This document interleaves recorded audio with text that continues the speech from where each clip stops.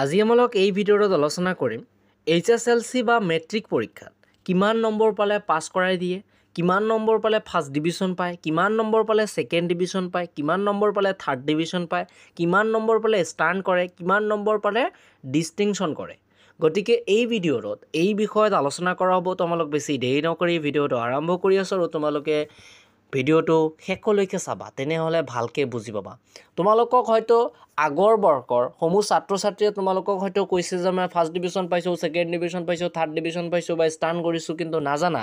তুমিতো নাজানা যে কিমান নম্বৰ পালে ফাৰ্ষ্ট ডিভিজন, কিমান নম্বৰ পালে ছেকেণ্ড ডিভিজন, কিমান নম্বৰ পালে থাৰ্ড ডিভিজন, কিমান নম্বৰ পালে ষ্টাৰ, কিমান নম্বৰ পালে ষ্টাৰ্ণ। গতিকে এই ভিডিঅ'টো দেখিলে এই কথাবোৰ একেবাৰে মনত লাগি যাব আৰু চিৰজীৱন মনত থাকিব। ঠিক আছে, গতিকে এবাৰ চালে হৈ গ'ল।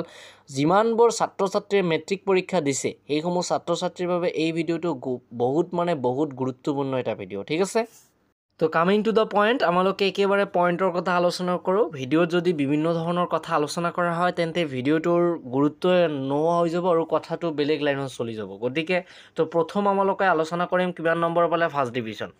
গতিকে তোমালোকৰ মাৰ্ক হিচাপত লাগিব, অৰ্থাৎ মেট্ৰিকৰ ক্ষেত্ৰত কিন্তু 6টা ছাবজেক্টৰ মাৰ্ক যোগ কৰা হ'ব। অৰ্থাৎ এই 6টা ছাবজেক্টৰ মাৰ্ক যোগ কৰি মুঠ নম্বৰ হ'ব লাগিব 360, অৰ্থাৎ 360। হায়াৰ ছেকেণ্ডেৰীত যেনেকুৱা 300 মেট্ৰিকৰ ক্ষেত্ৰত নহয়, কাৰণ মেট্ৰিকত 6টা ছাবজেক্ট আৰু হায়াৰ ছেকেণ্ডেৰীত 5টা ছাবজেক্ট, সেইকাৰণে। গতিকে মাৰ্ক হিচাপত লাগিব 360, তাৰপিছত পাৰ্চেণ্টেজ আহিব তোমালোকৰ 60। পাৰ্চেণ্টেজ যদি তোমালোকে মাৰ্ক যদি তোমালোকে 360 পোৱা তেন্তে পাৰ্চেণ্টেজ আহিব 60। এতিয়া ধৰা 360ৰ বেছি পোৱা তেন্তে পাৰ্চেণ্টেজ বাঢ়ি যাব। 360 পালেহে তোমালোকে ফাৰ্ষ্ট ডিভিজনত উত্তীৰ্ণ হ'বা। ঠিক আছে, কথাটো বুজি পাইছাই নিশ্চয়। পিছে আহিব ছেকেণ্ড ডিভিজনৰ কথা। ছেকেণ্ড ডিভিজনৰ কথা যে তোমালোকক ফাৰ্ষ্ট ডিভিজনতে কৈ দিছোঁ যে 6টা ছাবজেক্টৰ মাৰ্ক যোগ কৰি টোটাল মাৰ্ক হ'ব লাগিব ফাৰ্ষ্ট ডিভিজনৰ কথাটো। এতিয়া ছেকেণ্ড ডিভিজনৰ ক্ষেত্ৰতো 6টা ছাবজেক্টৰ মাৰ্ক টোটাল যোগ কৰি হ'ব লাগিব 270ৰ পৰা 359, অৰ্থাৎ 270ৰ পৰা 359ৰ ভিতৰত এই দুটাৰ মাজত যিবোৰ নম্বৰ আছে, এই দুটাৰ মাজত যি নম্বৰটো পাবা বা পালে ছেকেণ্ড ডিভিজন পাব। ঠিক আছে, গতিকে কোনো ছাত্ৰ ছাত্ৰীয়ে যদি কয় মই ছেকেণ্ড ডিভিজন পাইছোঁ তেন্তে আন্দাজ কৰি ল'বা যে 270ৰ পৰা 359ৰ ভিতৰত পাইছে। এতিয়া ছেকেণ্ড ডিভিজনৰ মাৰ্কটো চলি গ'ল। তাৰপিছত এতিয়া আহিব কি তোমালোকৰ পাৰ্চেণ্টেজৰ কথা। ছেকেণ্ড ডিভিজন পালে পাৰ্চেণ্টেজ এইটোৱে হ'ব 45ৰ পৰা আৰম্ভ হ'ব আৰু 59ৰ ভিতৰতে শেষ হৈ যাব। মানে এই দুটা সংখ্যাৰ ভিতৰতে তোমালোকৰ পাৰ্চেণ্টেজটো থাকিব। যিসমূহ ছাত্ৰ ছাত্ৰী ইচ্ছা কৰিছা বা আন্দাজ কৰিছা যে মই ছেকেণ্ড ডিভিজন পাম তেন্তে পাৰ্চেণ্টেজটো হিচাপ কৰি লোৱা। ঠিক আছে, ইয়াৰ ভিতৰতে তোমাৰ পাৰ্চেণ্টেজটো থাকিব। এতিয়া আহিব কি থাৰ্ড ডিভিজনৰ কথা। থাৰ্ড ডিভিজনৰ টোটাল মাৰ্ক লাগিব 180 পৰা 269। যিসমূহ ছাত্ৰ ছাত্ৰীয়ে এই দুটা সংখ্যাৰ মাজৰ সংখ্যাবোৰ পাব সেইসমূহ ছাত্ৰ ছাত্ৰীয়ে এইটো নাভাবিবা যে 180 ইয়াৰ মাজৰ সংখ্যাটো 8, এইটো নাভাবিবা। এইটো ভাবিলে কিন্তু ভুল হ'ব। ভুলটো তোমালোকৰে হ'ব, কাৰণ মই যদি তোমালোকক ভালকৈ নুবুজাওঁ তেন্তে ভুলটো কিন্তু মোৰে। গতিকে 180ৰ পৰা 269ৰ ভিতৰত কোনোবা ছাত্ৰ ছাত্ৰী যদি নম্বৰ লৈ উত্তীৰ্ণ হয় তেন্তে সেইজন ছাত্ৰ ছাত্ৰীয়ে থাৰ্ড ডিভিজন পাব। আৰু থাৰ্ড ডিভিজন পালে পাৰ্চেণ্টেজটো এইটোৱে আহিব 30ৰ পৰা 44%। যিমান নম্বৰ বাঢ়ি যাব সিমানে পাৰ্চেণ্টেজ বাঢ়ি যাব, আৰু যিমান নম্বৰ কমি যাব সিমান পাৰ্চেণ্টেজ কমি যাব। ঠিক আছে, এতিয়া কথা হ'ল কি যে হায়াৰ ছেকেণ্ডেৰীৰ ক্ষেত্ৰতো যেনেকুৱা 30 পালে পাছ, মেট্ৰিকৰ ক্ষেত্ৰতো তেনেকুৱা নাই। কথাটোৰ এনচাৰ হয়, মেট্ৰিকৰ ক্ষেত্ৰতো তেনেকুৱা, হায়াৰ ছেকেণ্ডেৰীৰ ক্ষেত্ৰতো তেনেকুৱা, 30 পালে পাছ।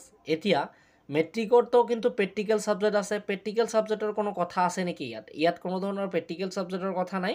প্ৰেক্টিকেল ছাবজেক্টত তোমালোকে যে 10 পোৱা সেই 10 তোমালোকক দিয়া হয়। কেৱল মাত্ৰ তোমালোকৰ এছামিছত 10 নম্বৰ নাই।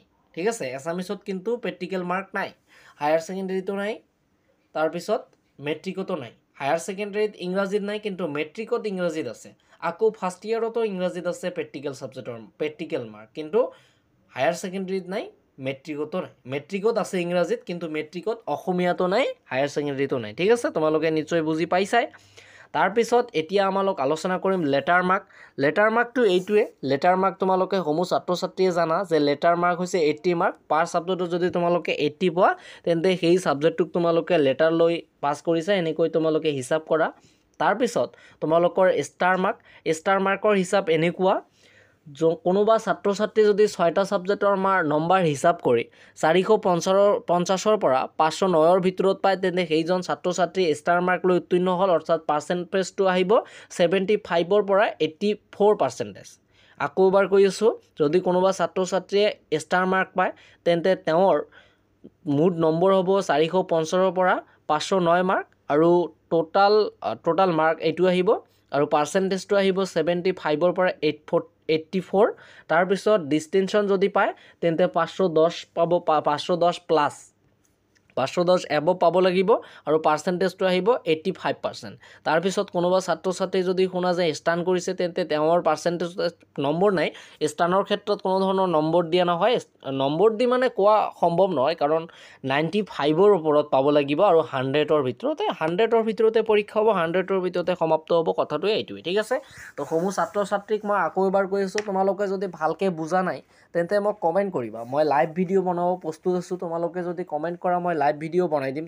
তথাপিও তোমালোকক বুজাৰ মোৰ দৰকাৰ আছে, কাৰণ তোমালোকে নুবুজিলে মোৰ এই ভিডিঅ'টোৰ কোনো গুৰুত্বই নাথাকিব আৰু ভিডিঅ'টো বনাই যে মোৰ এটা লাভ হ'ব সেই লাভটোৱে নহ'ব, কাৰণ মই তোমালোকৰ বাবেহে ভিডিঅ' বনাইছোঁ। তোমালোকে যদি নুবুজা তেন্তে মোৰ কিনো লাভ আছে, সেই কথাটোৱে সেইটোৱে। ঠিক আছে, তো ছাত্ৰ ছাত্ৰীসকল আজিৰ ভিডিঅ'টো ইয়াতে।